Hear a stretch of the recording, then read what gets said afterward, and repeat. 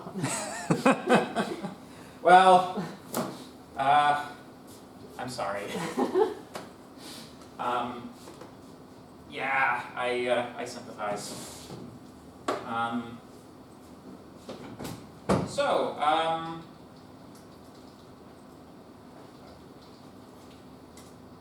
So today we're going to keep going for MVC architecture.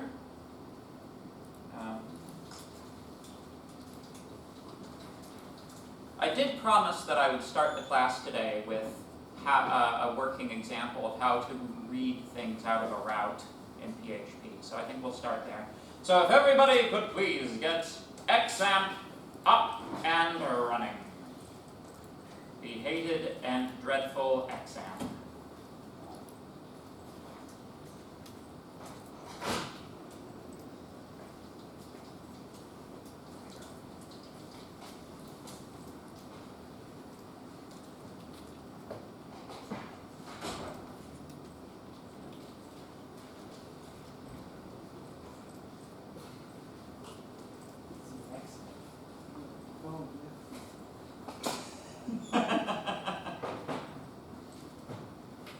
You know, it's the software we've been using this whole semester. What's an XAMPP? It's an amped up X-ray, that's what it is. That is what happens when you close them.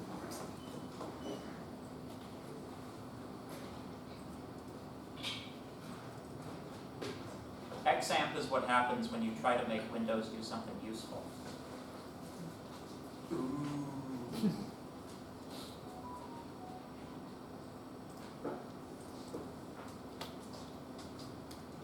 What is today? The 19th of...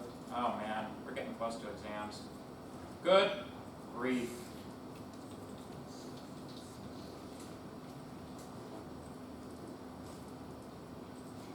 Please call this file routing.php. So,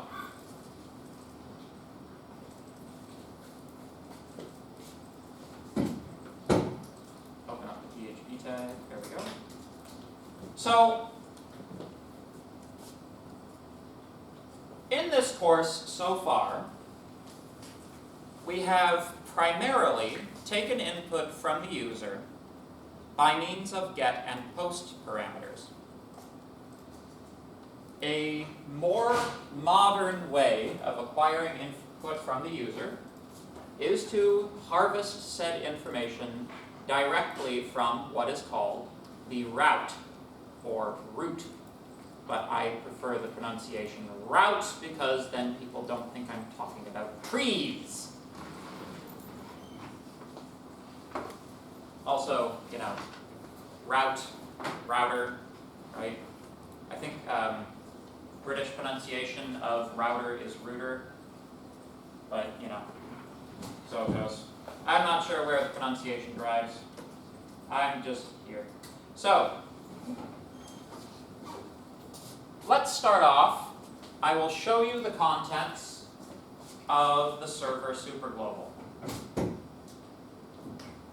Echo, JSON encode, the server superglobal.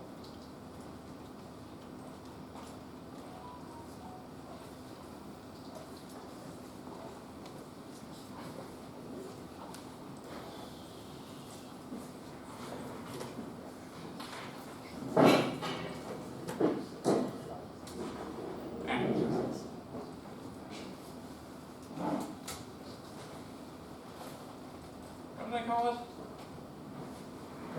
Routing.php? Yeah, but I should at least see the Apache thing, right?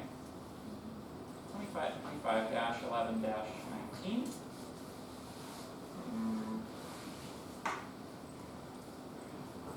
One moment while I check to see where. You have the dates and you have the day and month backwards. Oh, yes. Of course I do. Here we go. Try her again. There we go. Routing.php. Text dump. Goodness me, isn't that a big text dump? So,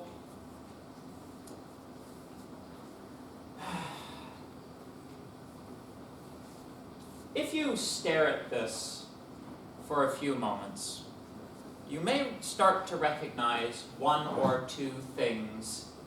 The sorts of things that appear in the header packet when you look in the network tab, right? On the browser when you look in the network tab, like so. Inspect, network. There we go. You'll notice things like, for example, I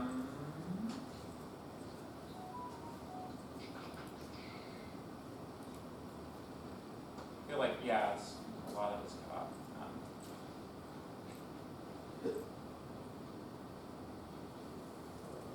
HTTP accept language n-us, right? If you take a look in here, accept language n-us, right? So what the server superglobal is and does, the information that is in the header is accessible to your PHP program through the server superglobal, plus a couple of other things as well, which are particular to the server. One of the things is, for example, the particular version of Apache that's running on the server is available to you as a string, right? And your particular version of PHP, stuff like that. Now, some pieces of information here are more useful than others. There is one in particular. My camera is recording, right? Yes, it is. One piece of information in particular is the request URI. Oh, yeah, that's true. Open.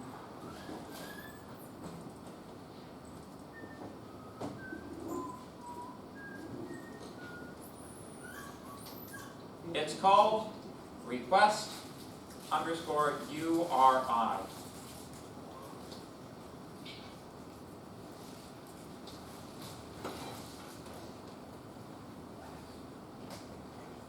You'll notice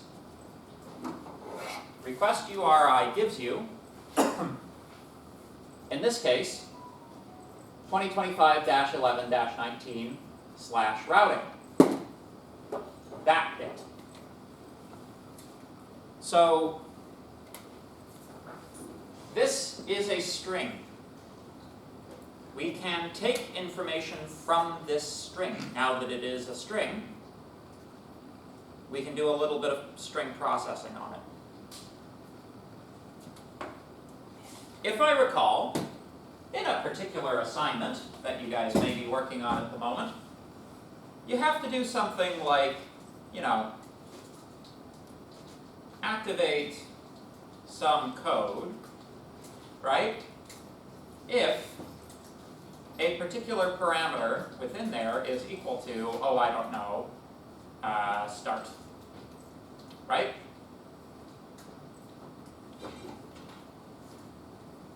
Or maybe this is something that you want to switch over using a switch case. Either way, I need to close my brace.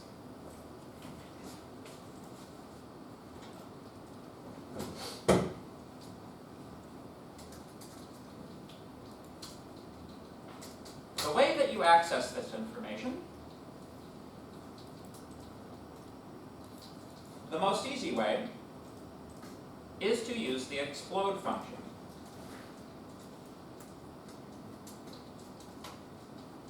Other languages will call this a split operation. Now the thing you are splitting on is the /. This seems to think that you have to escape the /. I'm not convinced that you do have to escape the /. I think that might be an artifact of JSON encoding. In fact, we can check that pretty easily. Boop. Oh yeah. Grumble, grumble.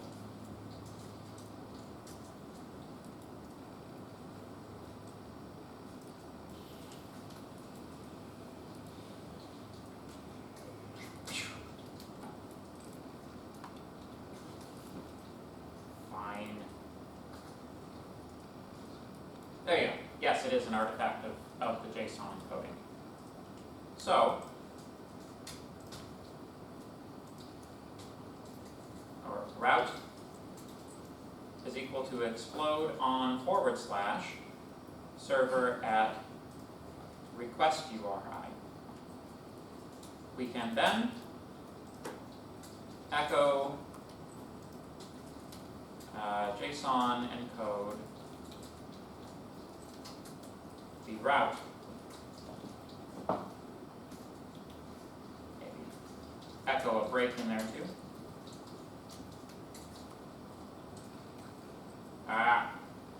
Encode does, it's not enocode, encode. There we go. So, having performed that explosion, you can see that we end up with an array of strings, with the first one being an empty string because there's nothing on this side of the first slash it starts with. From here, it's very simple. We just pick whichever one we need positionally, right? So if it should be the case that, we absolutely need to have, this thing needs to check to make sure it's running in a folder named this. This is as much as I can say at the moment because we haven't discussed htaccess or REST APIs. You can do that fairly easily.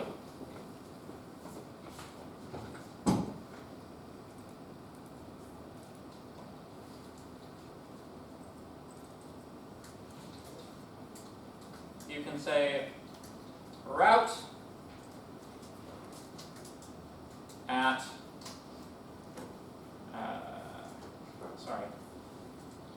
at 1 is equal to 2025-11-19. Echo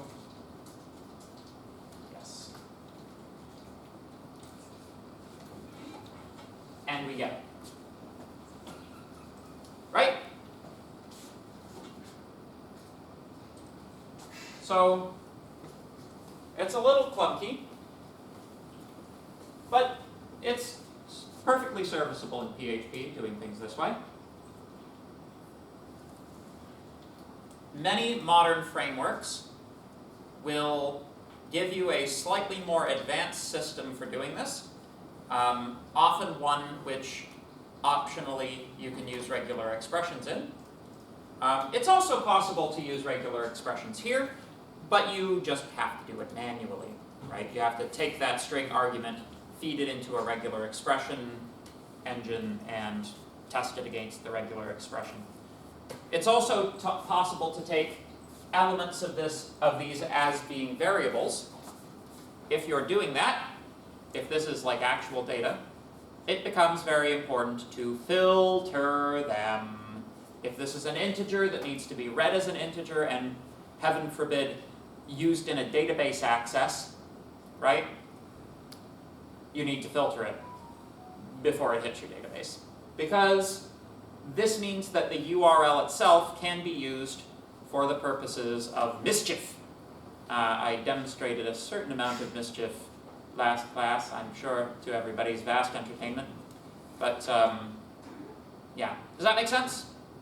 Okay? So this is an important component of what you need to know to do assignment 4. Okay? Make sense? All good? Okay. So,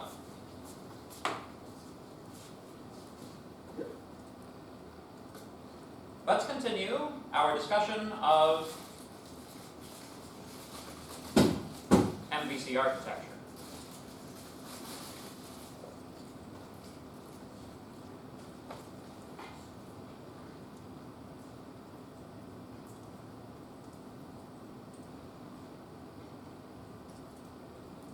by the way.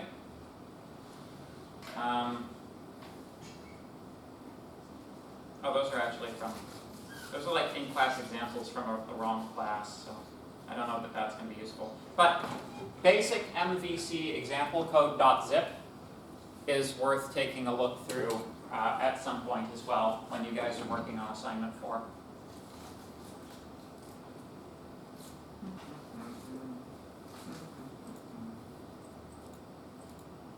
Basically, my goal is to get through these slides and then to do one. All right?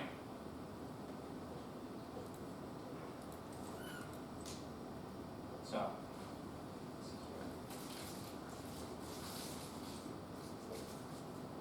talk about that, yes, yes, yes.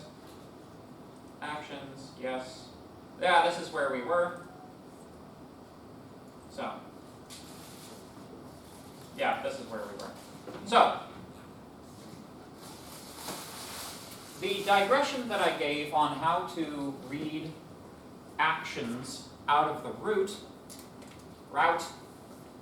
I'm going to just pronounce it both ways, I can't remember. Just go with it. We were talking about using get parameters to perform the same behavior.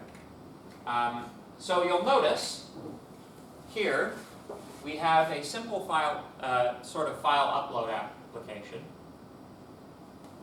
A table listing a number of files which have been uploaded to the server. We have various functions which are associated with this.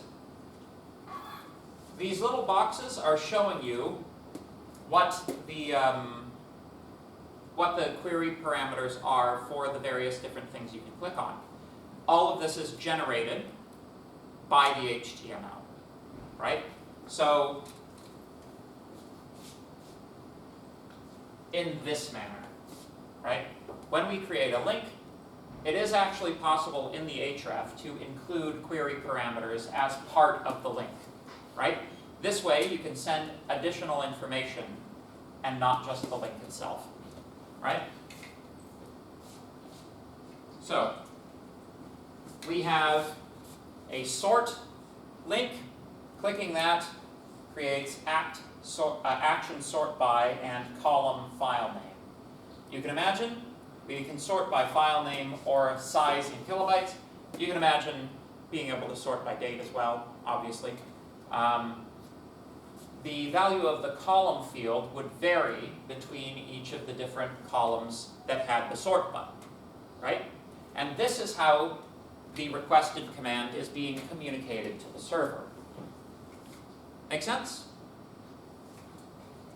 Over here, we have action delete and file equals fail.jpg. Now, I'd like you to all put on your databases hats for a moment. When you delete by, what should you be deleting by? What's the best, if you want to remove one entry from a database table, what's the best thing to delete? What's the best thing to delete it by? Yes? Is that what you're going to say? Yeah. Yes. Yeah, you two are clustered. Yes. The best thing to delete by is a primary key. Now, what's the problem with using a file name for a primary key?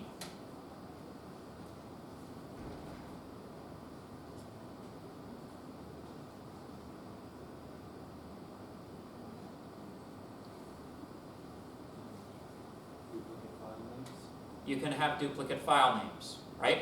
The thing about a primary key is that it must be unique. So file names may very well be duplicated across multiple users. So not a very good primary key. I would quibble with this example on that in that respect. Now, it's easy enough to make this thing the primary key for the entry instead of the file name. You just, assuming your database keeps these records, if assuming it keeps a primary key that it's just not showing, because often you don't need to like show the user what the primary key of the file is, right? That information would still be available. You can still integrate it into the query parameter there. And if you're using a randomized number and not a sequential number, this is probably fine, right? If you give them sequential numbers, they can guess things about the database, but if you give them like fully randomized serial numbers, then you can't. There's much less you can guess about the database, so that's a lot safer. Yes, and then of course you have a form down here for uploading a new file. Action is equal to post. But notice if you will, in the case of all three of these, which PHP script is this being targeted at?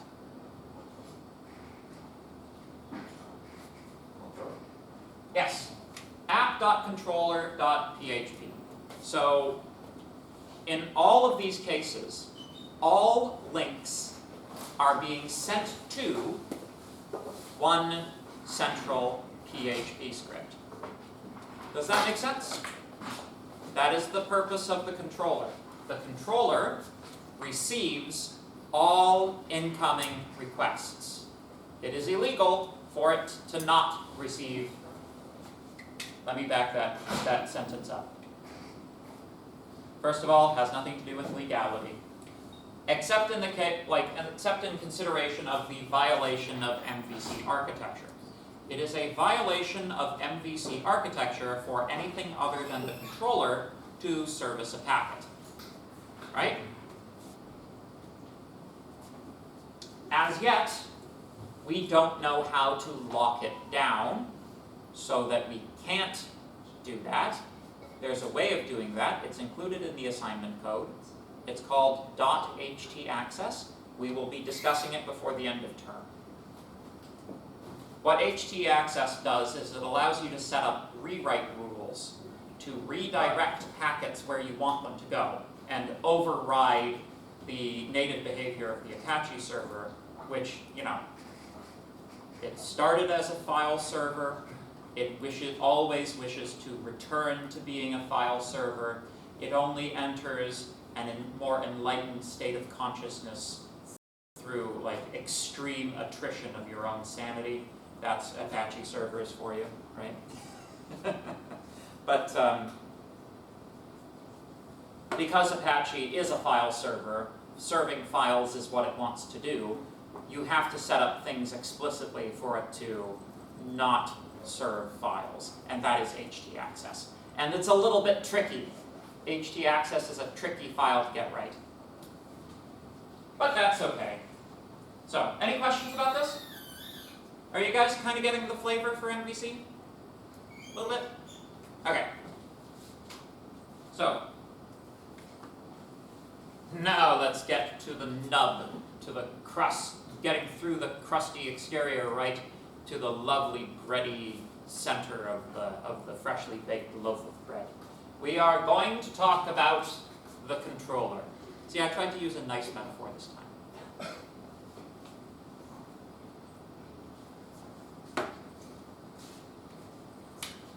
The most basic type of controller we can make is a switch controller. A switch statement that checks I have sometimes a bit of a problem with Kevin's slides because he leaves out the small words, right? You'll know that the smallest words in the sentence are the most important. Like the, a, it, that. Those words, those are the most important words in the sentence. Yeah. So I'm going to have to autocorrect here. A switch controller is a switch statement that checks to see what action has been requested, if any, and executes the code associated with that action, right? So we're taking actions. We might be taking them by parameters or taking them right out of the route. The controller is what selects the code that activates based on the received actions. the controller must also populate the template array, and the controller must also include the view file to load the actual page content. So the controller is responsible for those three things, right? I make and populate the template array. I select which model functions need to be called based on the action that's requested. I include the view that is appropriate for the actions and their outcomes. Make sense? So far, so good?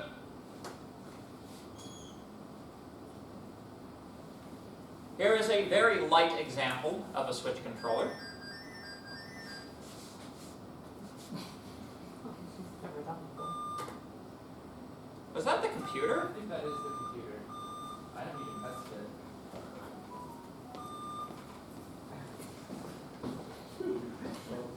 Is it going to explode? Say that. Yeah. Can you use it? I wanted to see what it was. Yeah. Too bad for the person who plugs that back in. If IT knows what they're doing, someone will be around in about 30 minutes to see what happened to it. You're not supposed to pull the power plug cables, but you know, it was actually quite hot. Power cable, like hotter than it should have been. Something like melting down. I think that computer might have been hacked. I mean, We just did a cybersecurity. yeah, if it's hacked, shut it down. This is more. It is warmer than it should be, right? Yeah, significantly. Yeah, I'm not lying. You just killed someone's Bitcoin mine. I did just kill someone's Bitcoin mine, yeah. But you know, it's like there is a little speaker inside these things that like you can get to play music if you really want to, but like that was weird behavior. Someone in that back row, file an IT ticket about that incident, please. I'm in the middle of a lecture. So anyway, switch controllers. A switch controller isn't all that complicated. Y'all remember switch cases? Hopefully you all remember switch cases. It's literally just a switch case, where each case is one of the actions that's defined for your application, right? Again, frameworks have a slightly more elegant way of doing this, but we're kind of in PHP. We like to think that we're C, but we're not plan, right? In this case, of course, we're receiving our act parameter from a get request. So there it is, right? Yeah? My calculator, this one. Oh, you forgot your come on in. Thank you. You're the next contestant on. What class is this? Some sort of coding. That's right. Give the man a These cigar. are switches, right? That is a switch statement. Yes. Is this your calculator, sir? Very good. Thank you. All right. Don't forget the default statement, right? Well, in this particular case, you probably want to have the default statement redirect to an error page. Yes. Yes. Because then, in that case, you're requesting an action which doesn't actually appear in your web application, and you know, someone's trying to hack it. Basically, if you end up with an action that you shouldn't have, right? Thank you, sir.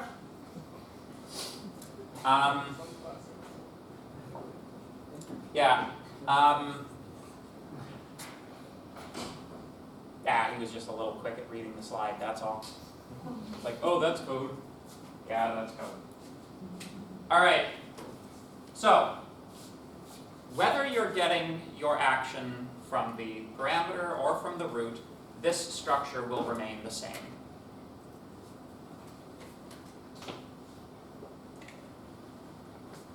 We will use a switch controller when we aren't using a framework like Laravel. This is for a different class that also covers Laravel, so we're not going to be covering Laravel. If you want to learn Laravel, take Advanced PHP as an elective. The different cases of our switch will each correspond to an action. Below the switch, we can put the code that runs should it not matter in any case what goes on. Code common to all cases can be placed above or below the switch statement. Of course, this is also generally true of if statements, right? If you have a large if statement cluster and you find that every single block inside of your if statement cluster starts with the same, like the actual exact same line of code, you can take it and do it once above and not throughout. Logically, this is true.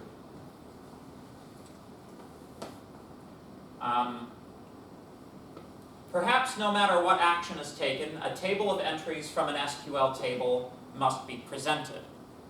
Or maybe that's only true when a particular view is being presented, right? We can access other URL parameters aside from ACT, like for example the ID of something that we're supposed to delete or something like that. It really depends, right? Let's return to this guy for a moment, right? Considering the sort by action. The sort by action comes coupled with a column, like which column am I sorting, as another parameter. Does this occur when we are posting something? So we don't need to read it unless we're talking about this action. So where does it go? In here. We are reading the parameter inside of the case. If it's a parameter that has to do specifically with this action, right? If it's a parameter that's there no matter what action is taken, you can, such as action itself, you put it above. If it's specific to an action, you put it in the case for that action. Does that make sense? So far so good? Any questions? Everybody's dying to see a code example, right? Yeah. Now let me just see how much more of this we have. Not much, I think. Oh, we have to talk about the model, but I'll try to keep it short. So the model is a library of functions that that the controller may call to conduct business logic. Business logic. Anytime it's talking to the database, the file system, or the session, or doing general calculations, we're talking about the model. For example, there's the part in the assignment where you have to select the file name based on orientation and the what's in the room, right? If you've designed it in such a way that reading the state of the room is an earlier action and you already have it, using orientation and room layout to calculate what's left, right, and forward doesn't actually require any data access. You will have already accessed the data, right? It's just like a function that has an output, which is the correct file, if you choose to do it that way, right? So it's not really like direct data access, but it's still appropriate to be stored in the model because that is business logic, right? It's a fairly complicated system of if statements. You want to keep your switch controller as light as possible, right? If you can keep this as close to 1 or 2 function calls, the better. This is supposed to be clear and easy and readable. No big clumps of if statements. If you need clumpy if statements, you hide those in the model. Does that make sense?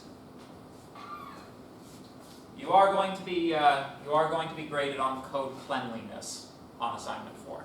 So, right? Because cleanliness means putting the toy on the shelf and not on the floor. I'm not talking about my children.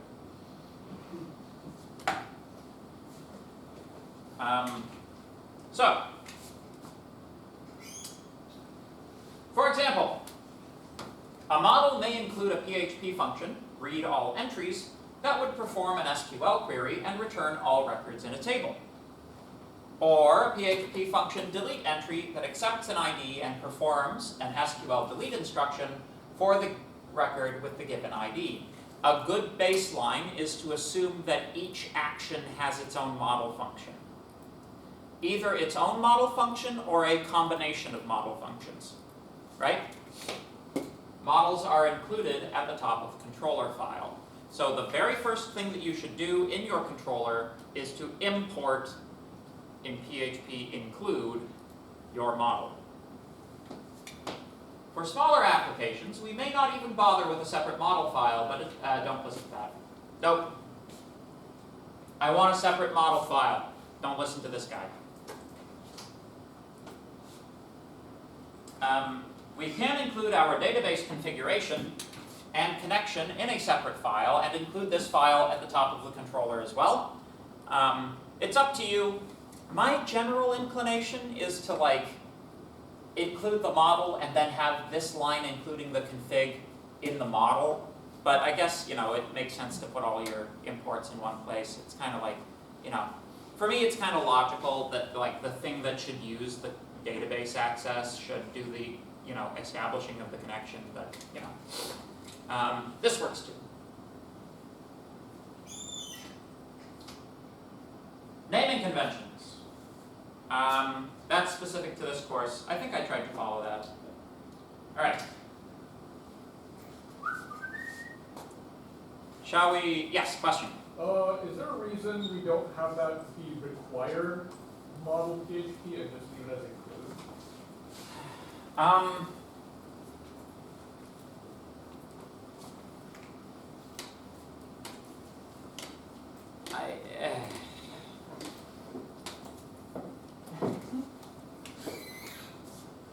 I don't know.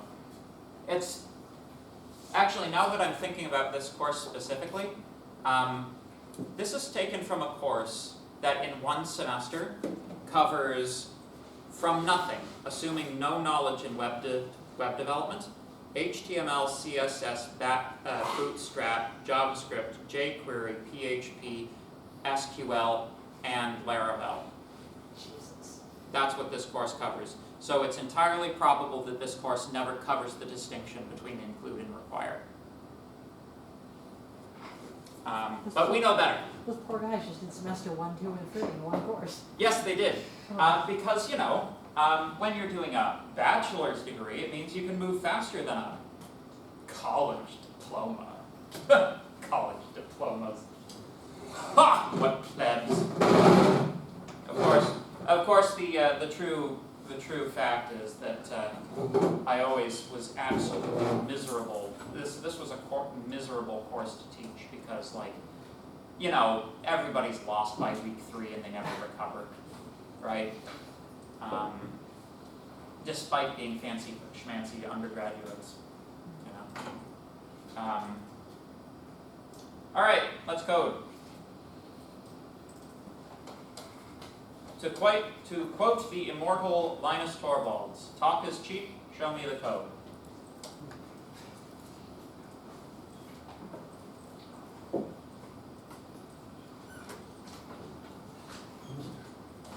So,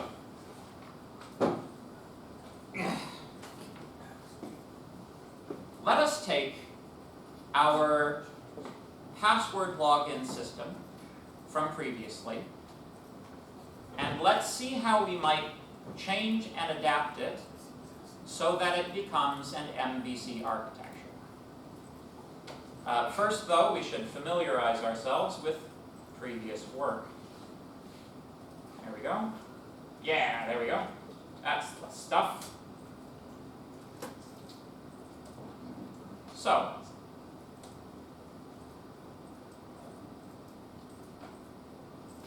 let's start by considering the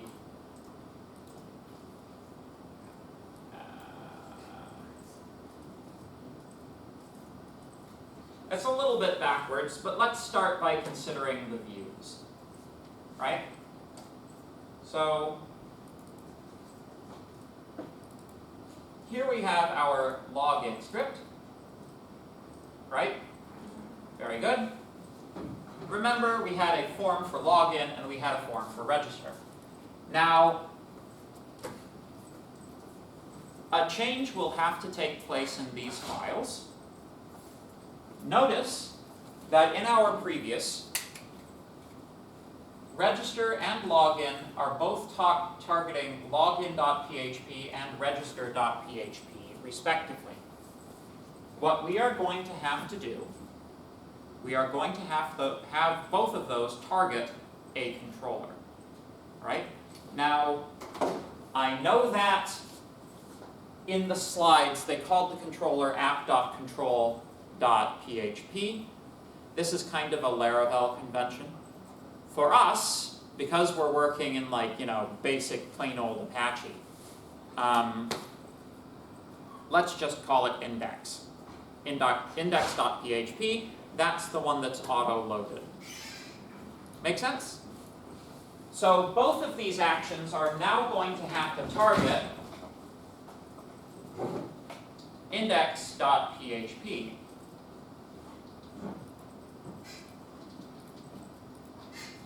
So the question then becomes, how do we specify the action? Well, fairly simply, we include query parameters. What formerly was the name of the file we were activating now becomes the name of the action we are requesting. Does this make sense? I'm not going too fast? All right. So,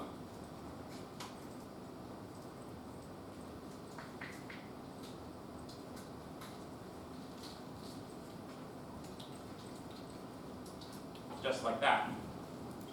We now have index.php is act.log, or action login, index.php action register. We are now targeting the same file. Good. We should perform the same modification to the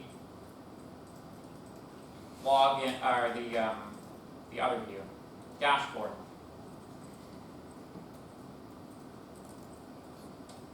Hi, this is the dashboard. Rather than the action being logout.php, we now have index.php action equals logout. Very good. While we're here, we should modify these files so that it is obvious they are views. In a real web application, they would be in not just one folder, but a series of nested folders to collect like views. But for our purposes, let's just put view in the file name. So we will rename dashboard.php to view.dashboard.php. We will rename what is currently named the index to view.login.php. Or I guess we could call it front page. Front page makes sense.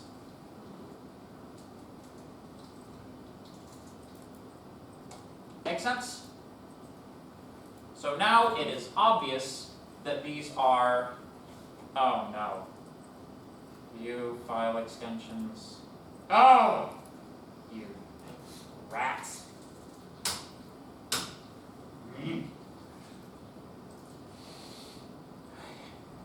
So, alright.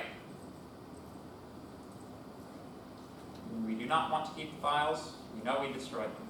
There we go. So,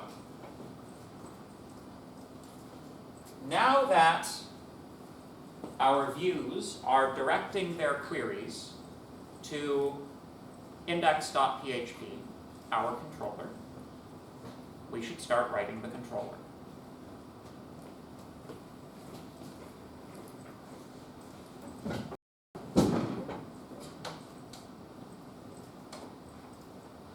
New, we'll do it here. Save as index.php. There we go.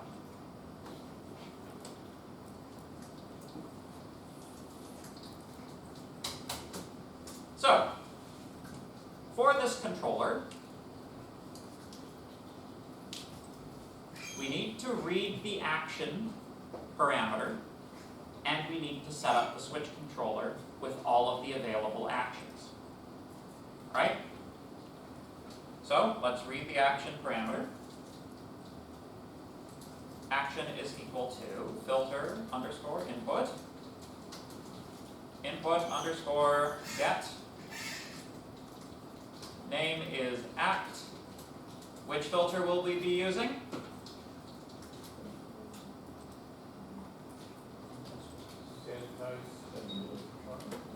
Sanitize what? Special char. Special chars. Yes, thank you.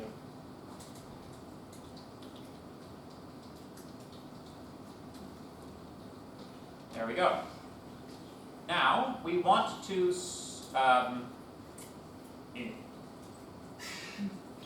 check for null.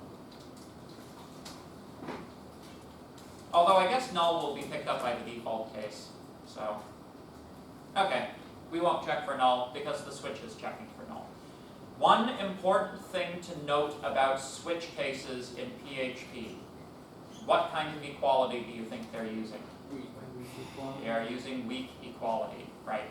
They are not using strong equality, they are using weak equality, right? So, if you're in a situation where there's a probability that that's going to cause problems, you may want to use if statements instead. But we should be okay for this case. It is more of a problem when the data type is not string. So we want to switch on action. We need a case for each action. What actions do we have? Do I hear an action? Log in. Log in.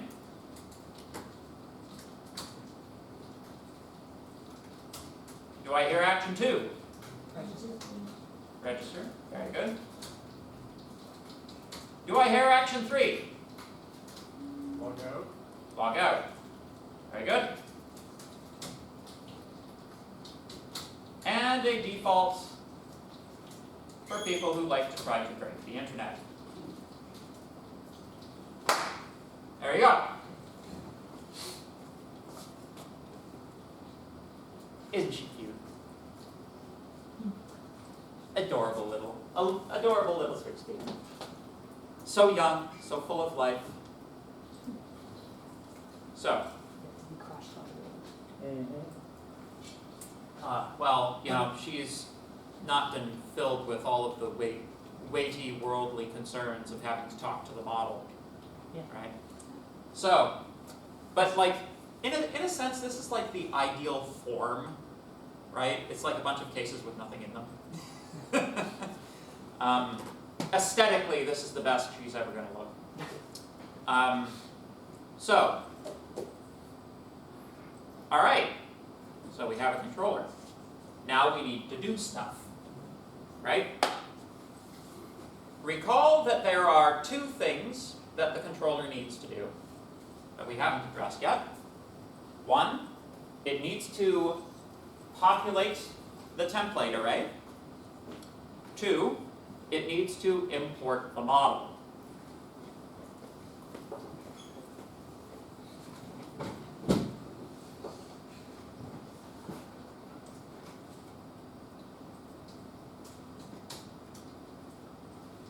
include, or I guess require, model, let's say app.model.php, keep it close to the slide, and then of course let's require app.config.php. There we go.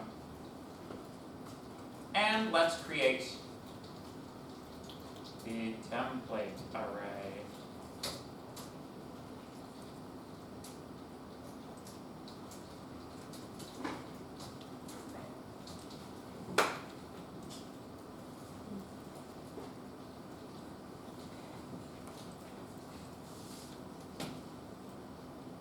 So, yeah, Excuse me, yes. would you be able to just zoom in a little bit on your code? Oh yeah, certainly, Thank you. of course. Better? Yeah, that helps a lot. Anytime, my friend. So,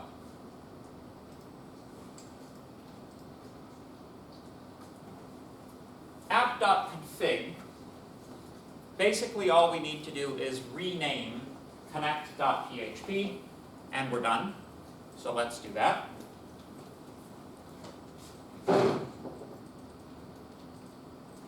App.config, oh man, app.config.php. There we go. The model, on the other hand, is going to need to be a new file. So, let's make it.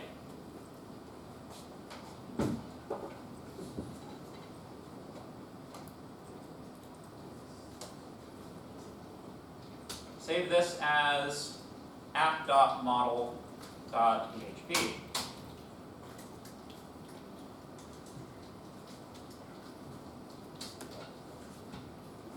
So, at this point, we kind of have a choice of how we want to approach things.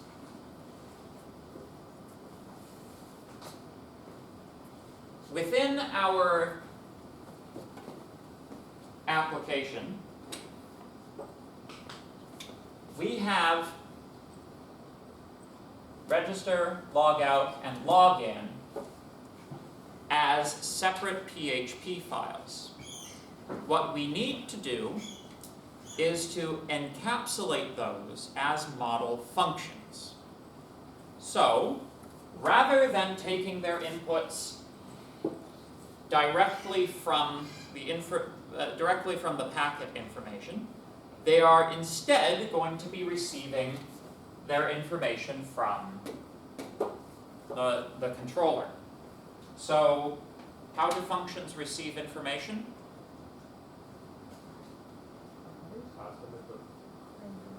Through their parameters, right. So, essentially, when we were converting these files into functions, any parameters they're reading are going to end up being function parameters in the function we're creating, right? They are not responsible for reading the packet information themselves. That is the responsibility of the controller, right? Because that is talking to the outside world.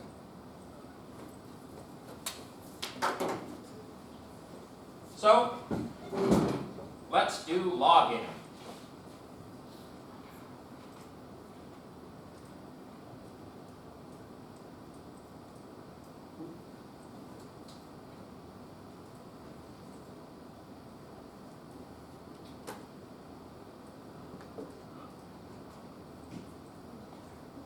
So,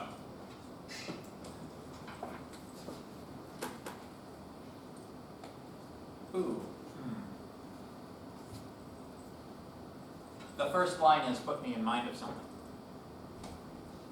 So, pretty much everything here is going to require the session. So, rather than including the session inside of the controller, We could consider this part of establishing the required connections. We could put this in config. That kind of tucks it out of the way nicely. So let's add session start to app.config.php. Now we don't have to worry about starting the session inside the model. So the model will need a function for login. How many parameters will that function have? 2, 2. Which ones? using the password. Username and password. That's right. So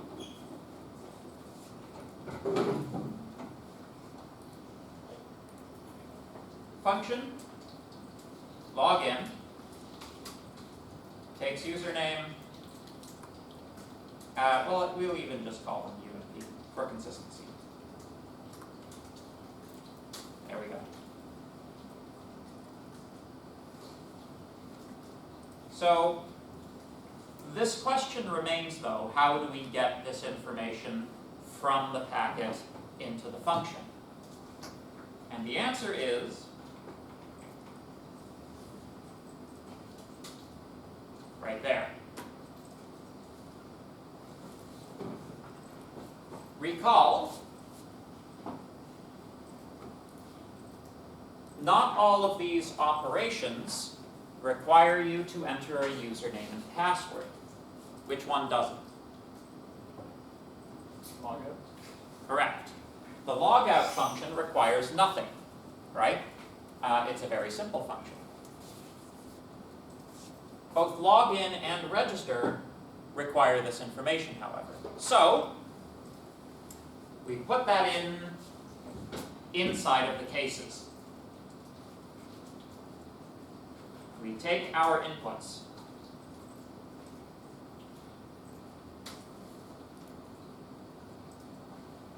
We then call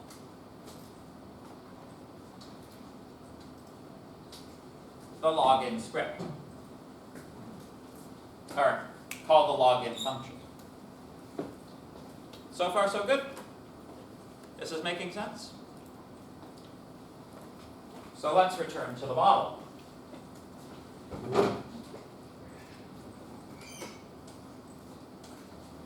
So if we consider, grab this as well. Sorry.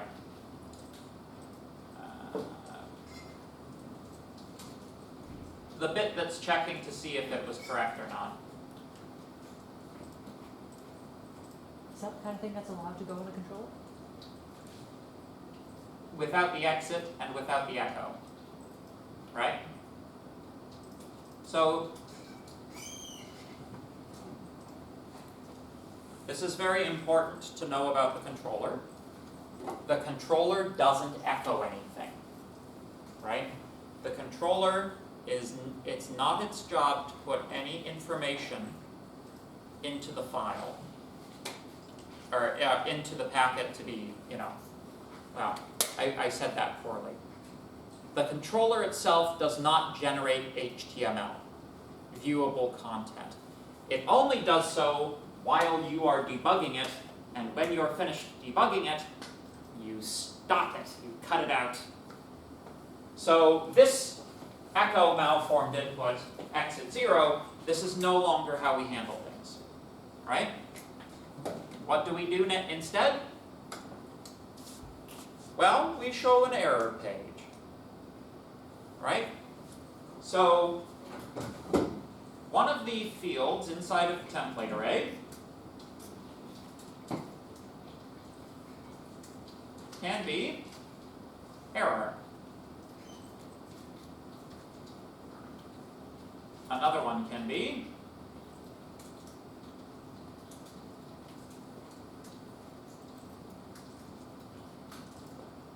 error message.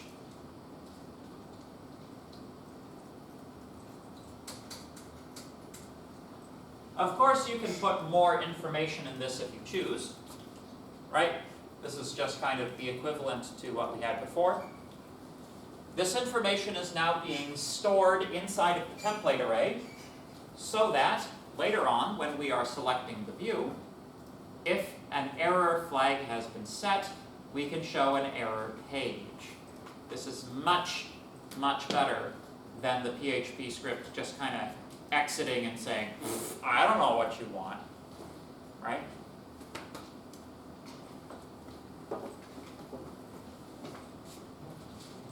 So let's copy that over here as well.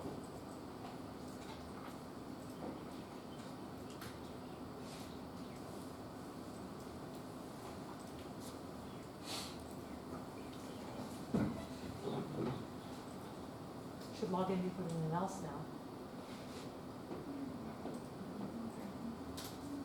Yes.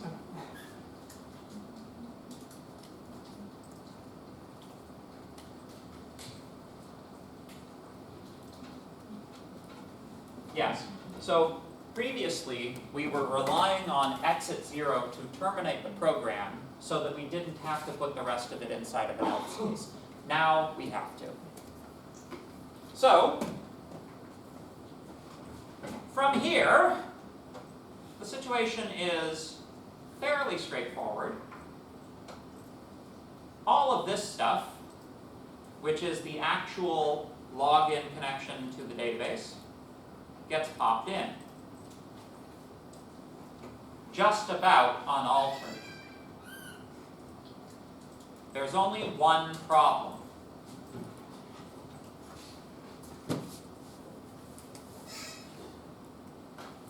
The database handle has been declared as a global variable. PHP has a very Python-esque way of handling the sort of namespace conflict. So it's a scoping thing. Yay, it's a scoping thing. So if I just use database handle like this, it will assume that this is a local variable that's undeclared and give an error. You have to explicitly tell it, no, I want you to reference a global variable with that name, and this is the way you do it.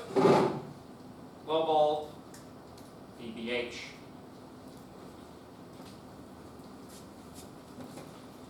This line says, I have this global variable, I'd like to use it in this function, please. Otherwise, you'll get a scoping error, as I previously stated. Make sense? So far, so good? Any questions so far? Okay, cool. Good. Now,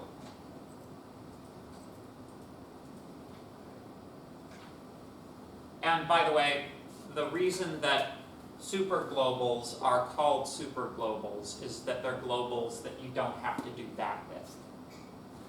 That's what makes them super. So basically, now the thing we have to turn our attention to is cleaning up the output.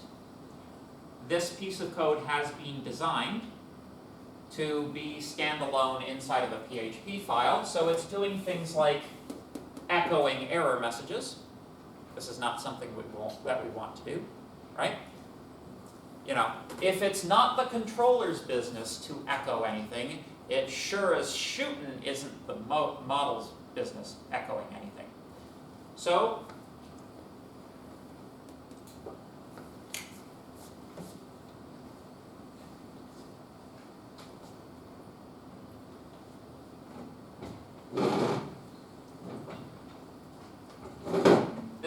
this is kind of, I'm going to do something that's a little ugly. I hope you guys are okay with it.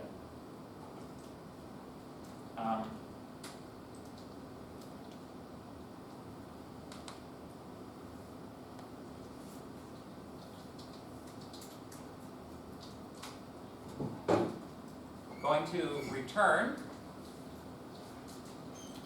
Oh, I blew out my message though, didn't I? There we go. Return error equals true,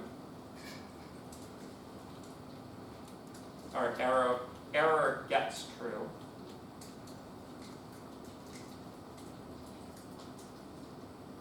error message. Some of you may recognize that is this thing, invalid username, password combination.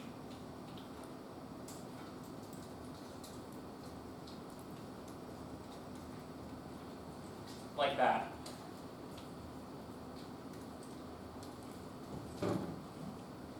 Right? Make sense?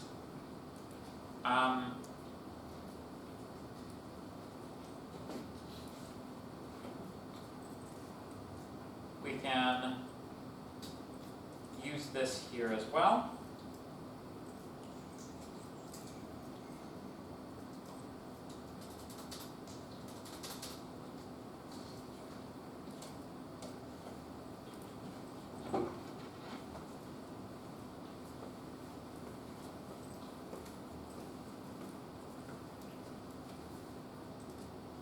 So far, so good? Right? Now, technically speaking, putting into the session that the session is now valid is kind of all of the output that we need in terms of direct output, but why don't we just put a little bit of a status message in there as well, just to sort of round it out a little bit. You know, I'm a static typing guy at heart, so I have, you know, all branches must return the same thing for me, and that's an associative array at this point, right? So, return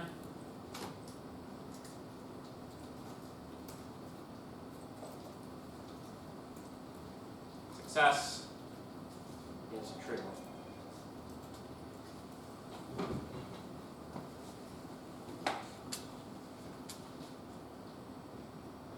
Sorry, my car's in the shop today and I haven't heard from you yet.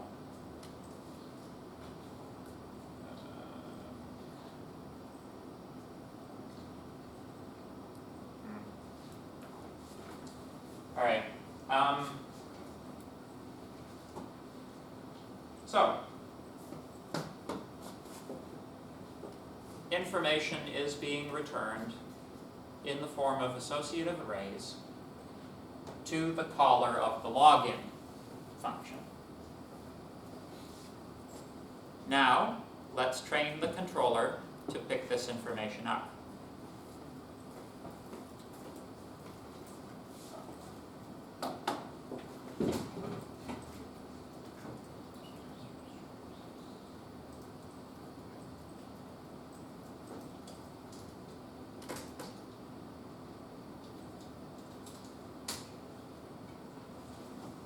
We store the associative array outputs in a result function, and now I'm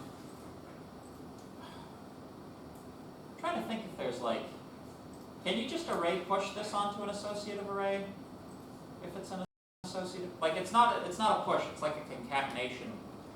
I'm gonna give me a moment. I'm gonna look at the documentation.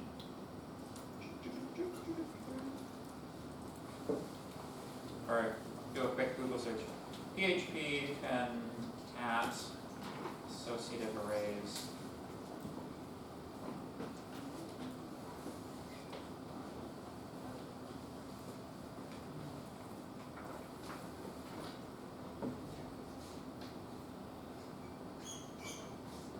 Array merge a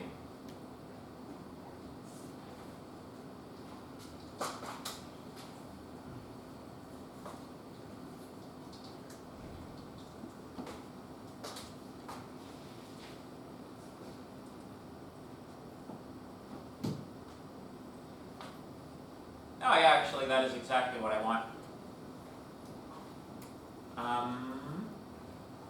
So,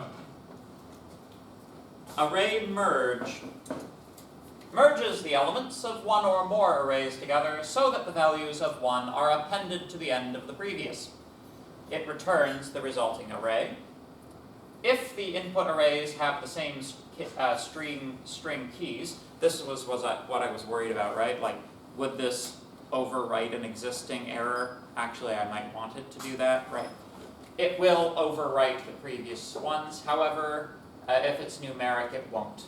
So, yes. So let's use array merge.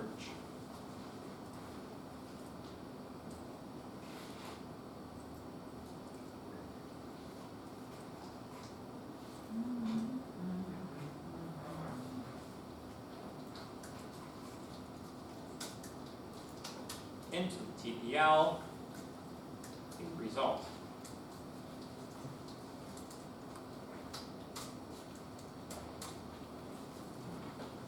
Make sense? Good. This allows us to return multiple things from the login, right? This is basically like me doing a slightly, yeah, I would even, I won't flatter myself by saying slightly clever workaround. This is like a basic workaround to get the login function to return multiple values, right? It just returns a JSON that contains multiple values. Make sense? We're then just merging that into the existing one, which really at this point should be empty, but like, it's the type of thing you shouldn't assume, right? That's the type of thing that like gets you angry over the sidewall of the cubicle looks from the senior developer that you sit next to, is like overwriting the TPL here, like just saying login is equal to TPL instead of taking whatever's there and like non-destructively merging it with what you've calculated, right? Try not to destroy data, okay? Just don't, please. Please don't destroy the data. Understand the awesome, awesome powers that you wield, all right? Did I ever show this class the demon summoning thing? Demon summoning joke? Last semester? Well, some of you haven't seen it, because I didn't have all of you last semester, so I'll show it to you.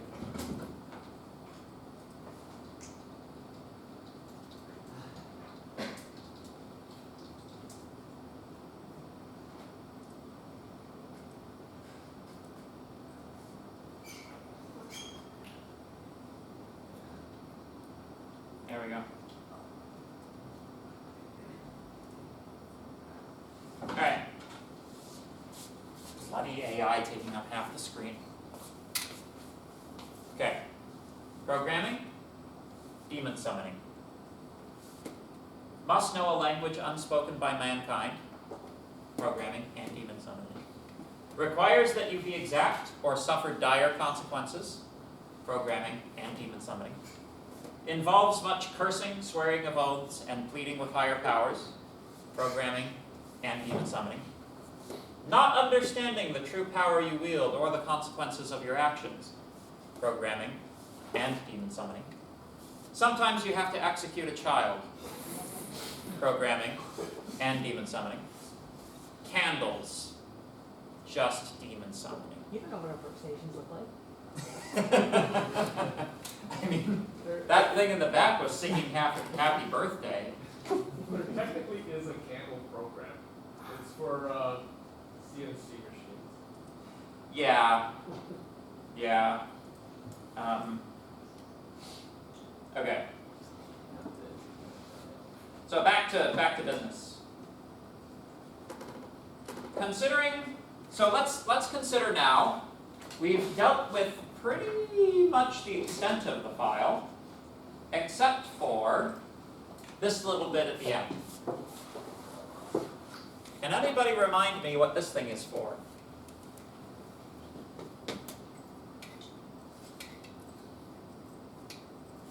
Make sure that your session is actually created, the data session. Well, it's not checking to see if the session is created. It's Or if it's validated. right, and what's setting session validated?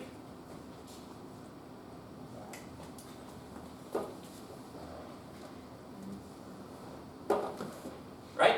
So if the password is correct, the validated field in the session superglobal will be true. This is saying if the login succeeded, show the dashboard. Otherwise, show the login screen. So this was our primitive attempt at view selection. Right? So that does not belong in the model. Who picks the view? The controller. That's right. Good work.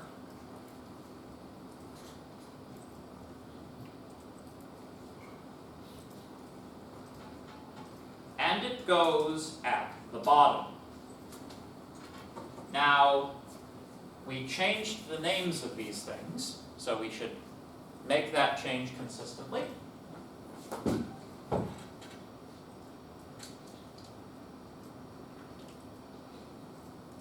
Dashboard is now called view.dashboard, and what was formerly the index page is now view.frontpage.php. But otherwise, there we have it. Now, here's the thing though. We now have errors, yet we have no error page. We should create an error page. And we should show the error page if there's an error. So since we have the PHP open, let's just drop the PHP in. You can copy this. If is set TPL at error, and it's true.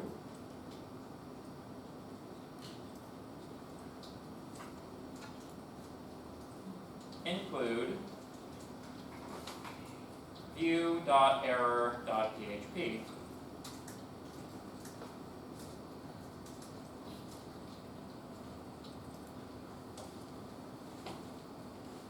Simple enough. If an error occurs, show the error page. Otherwise, show either the dashboard or the front page, depending on whether or not you're logged in. Make sense? So far, so good? Hopefully you can see that this is a much more logical organization, right? So, before now it didn't even occur to us to have an error page, right? So let's make an error page. Simple enough, right?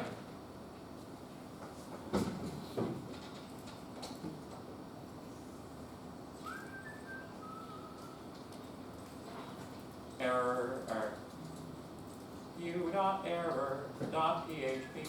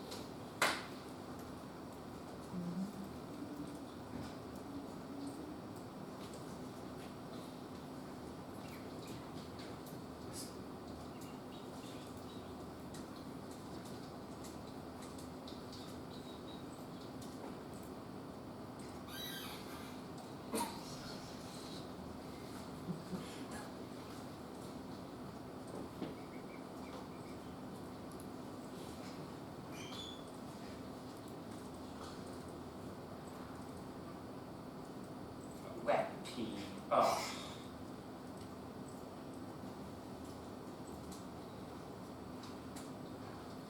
Fine, WebP it is then.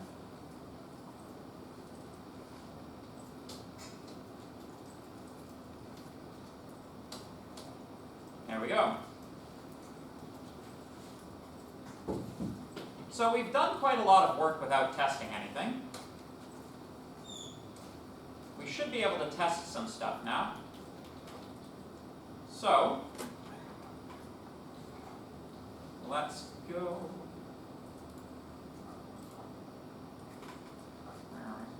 Here we go. Go. I didn't set up the stupid database. Yeah. Stupid. Fine. I keep forgetting to like save the thing. Yeah. So let's say we have different error codes for 404 or 401 errors. Do we have to different views or we pass the error to the view page?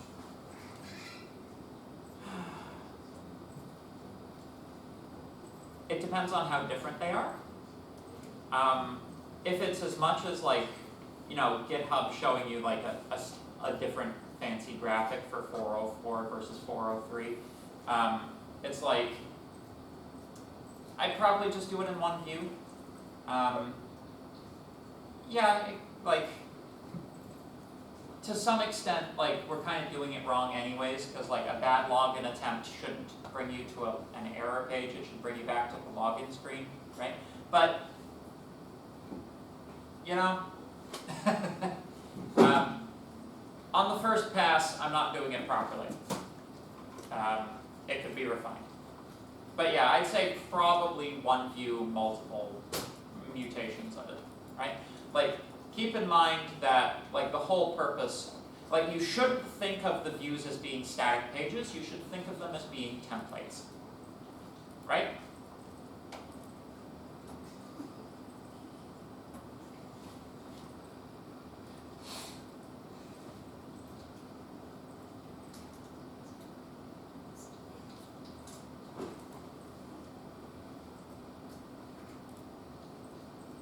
Databases. New database name, social media site. Worst name ever, why did I pick that?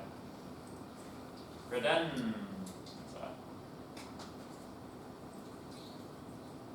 Credentials, not credenza.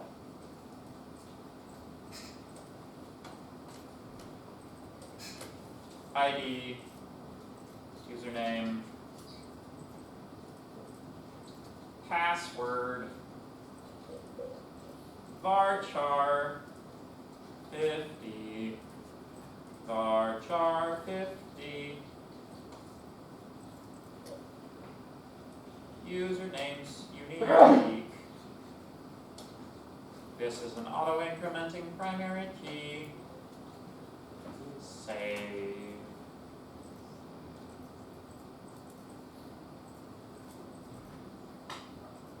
There we go. So, let's see if you complain now. Parse error. Well, that's a different error. Line 19 of the model. Line 19 of the model. Missing a semicolon. That checks out. Boop. Okay, we have our login page. So there are no valid credentials in the database, and we haven't done the registration script, but we should be able to see the error page because of a bad login attempt. So username doesn't matter. Password also doesn't matter. Ooh, let's see here.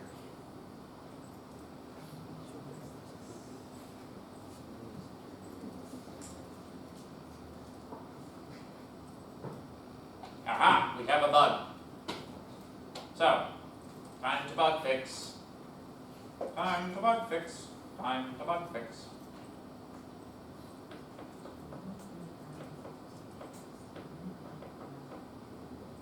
So basically we're exercising a branch that's like not being exercised, right? Oh, maybe else. Boop, boop, boop, boop, boop.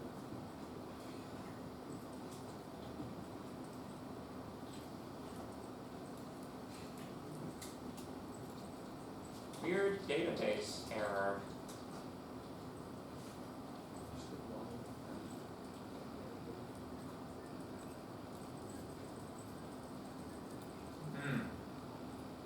Okay.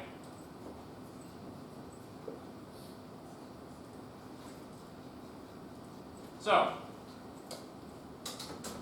debug, yes.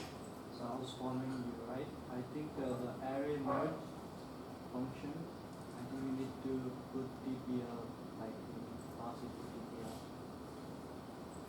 Oh, that's right, because it's the output.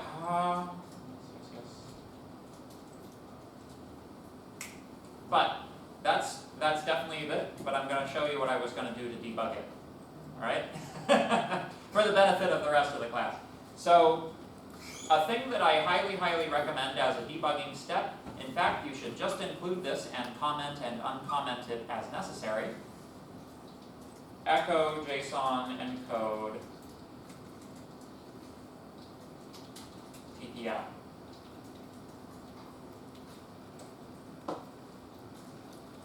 By doing that, you will see that the template array is empty. So you're like, why is the template array empty? I should be writing something into it.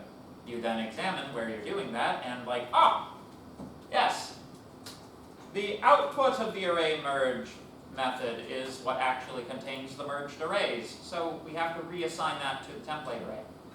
If we do that, aha! That's a pretty big image. Wow. It's huge, actually. I mean, I know that Donkey Kong's a big boy, but come on. All right, so we have our error. It is invalid username password combination. Everything seems to be checking out. So, shall we do the other two models? The other two model functions? Yes? Very good. So,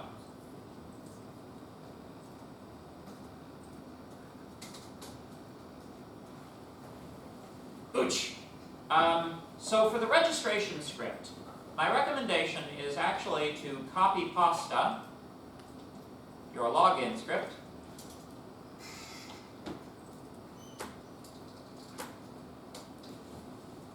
here's a tip for you you min-maxing ultra gamers out there. The fact that I just copied like Control-V, Control-C, a whole function and made minor edits means that this should be modularized, this functionality should be modularized so that the differences are modularized out, right? A thing that I often see, which I highly encourage, although I don't do in class because I don't want to get like too abstract in class, a lot of the database access stuff is boilerplate. You can easily write a function that just takes the query, gives you the output, right? Calls all of the required, creates all of the required errors and just does the thing, right? You can write a function to do that, right? In fact, that's how frameworks work, right? But, I try to keep it a little bit, more basic for like the purposes of the class. So, register. Very good. We need to examine the registration script that we had previously.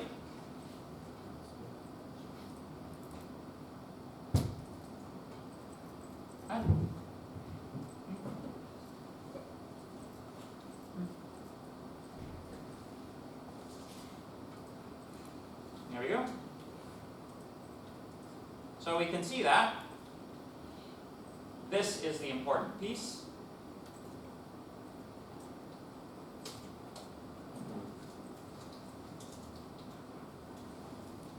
We have the line where we hash it. We have the line where we create our query, prepare it, and execute it. Now, on success, we are not really concerned with checking to see if it's a valid username, right? We can just pull it back to success is equal to true, get rid of all of that. Because this is basically true, right? We're not interested in checking the output, we just want to make sure that the thing was inserted successfully. In some sense, you might even just write this success variable into the TPL directly, make that the direct output, but I don't know, we've been doing this thing with the error messages so far, so let's keep doing that. Okay? Does that make sense? Did you see how quick and easy that was for me to set that function up? Right? Now this is only true because I already had the database code established, right?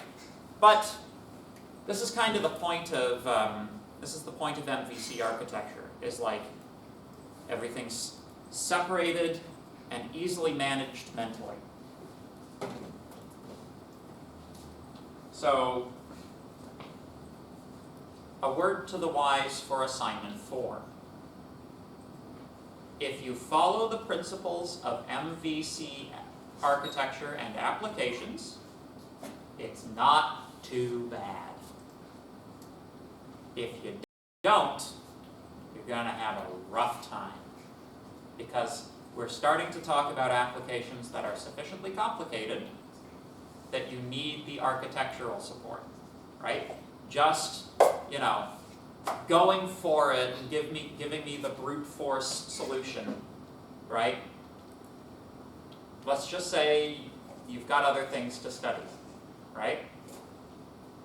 Use the architecture.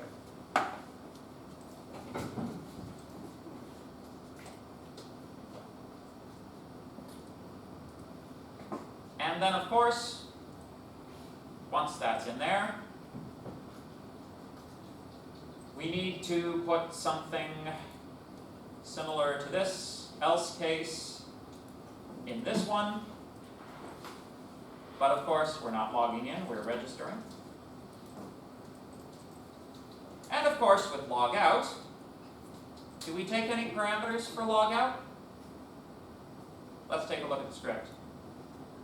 Does anybody remember the script? It's pretty easy to remember. Boop. Literally just session on set. So, you may say to yourself, but I'm writing a function that's only one line. Why can't I just session unset here? Why can't I? It's not controller business, it's model business. It goes in the model. So, logout function takes nothing. Function logout. Session unset. You have some options here, right? If you don't want to unset the session entirely, you can do this as well. Session at validated is equal to false. Right? This invalidates the session but leaves a lot of the other information persistent, but like, you have to be careful when doing that, because consider this might be like your bank or something. Maybe the information being stored in the session is sensitive, and maybe you want it deleted as soon as possible, right? In which case, just unset the whole session, because invalidating the session leaves potentially sensitive information behind, right? So, that's my recommendation. Make sense? Very good. So there are our model functions. Savety, save. Let's go back. Oh, no, I don't want to resubmit the form. Just give me, there we go, oh man. There we go. Register. Mr. Krabs. Password is money. Register. Success is true. Log in, Mr. Krabs. Password is money. Oh, invalid username and password. Interesting. So, I've got 6 minutes to fix this bug. Let's see if we can do it.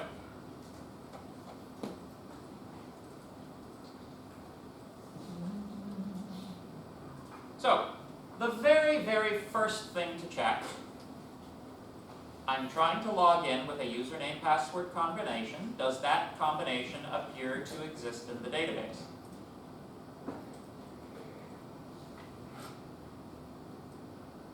It does appear to exist in the database. Good. Next question. In our login function, what is the data which is fetched?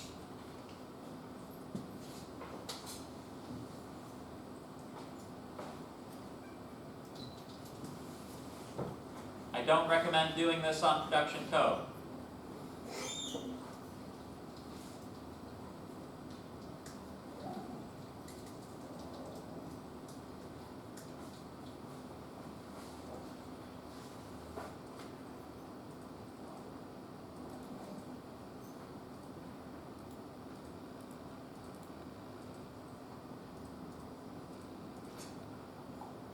There we go. So we do seem to have the value from the database. Okay.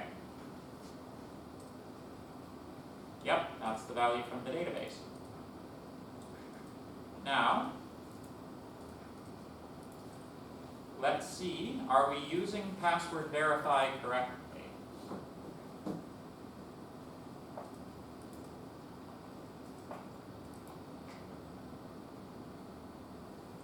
Yes? We're not hashing the password or anything. I think you can paste that for login. Not hashing the password, sorry, here? So on register you've got it hashing, but on login you didn't copy the one line of code for hashing. That one. Yeah. So the reason that I'm not hashing it here, this is not an error. The reason that I'm not hashing it here is remember that when the entry was hashed and placed in the database, a random salt was generated, right?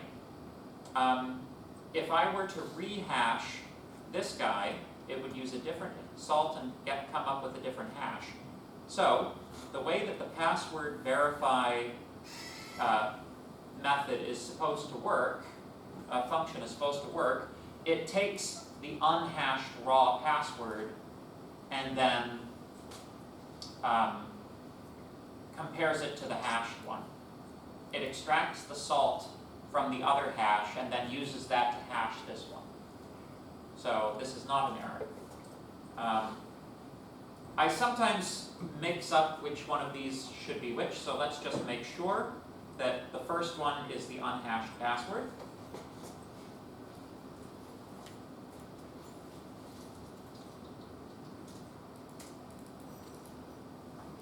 Password hash seems correct. I'm beginning to suspect that perhaps the problem was I misspelled the password, or there was a character in there that I didn't intend. So let's try a different one.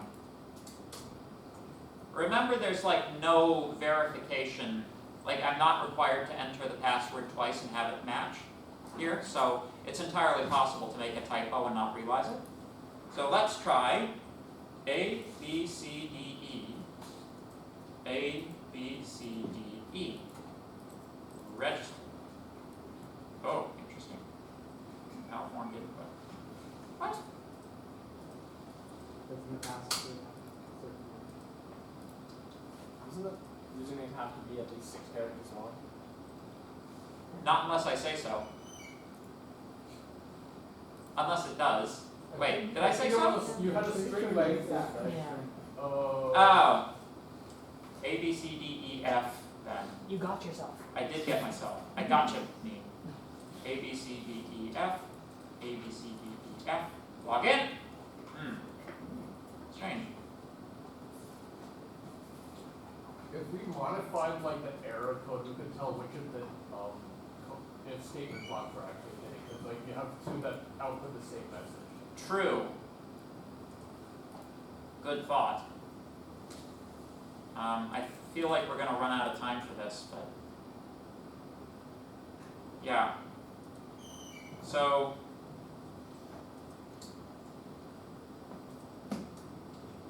put 2 exclamation marks in that one. Super sneaky. Aha, this is the 2 exclamation marks case. So we are passing here, but we're hitting on password verified.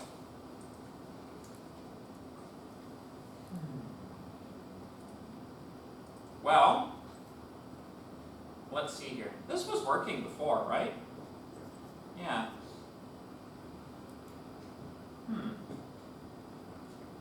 This was working in the previous example.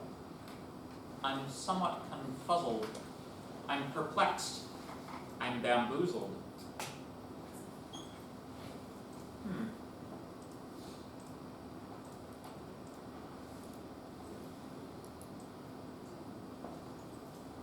Because it really does seem like password verify itself is letting us down.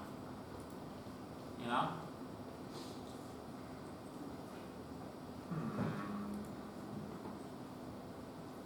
The access is correct.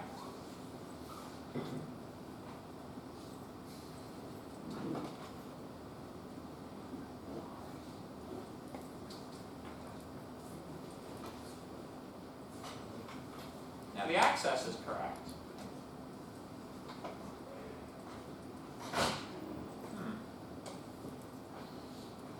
Yeah. Well, we'll have to figure it out next week.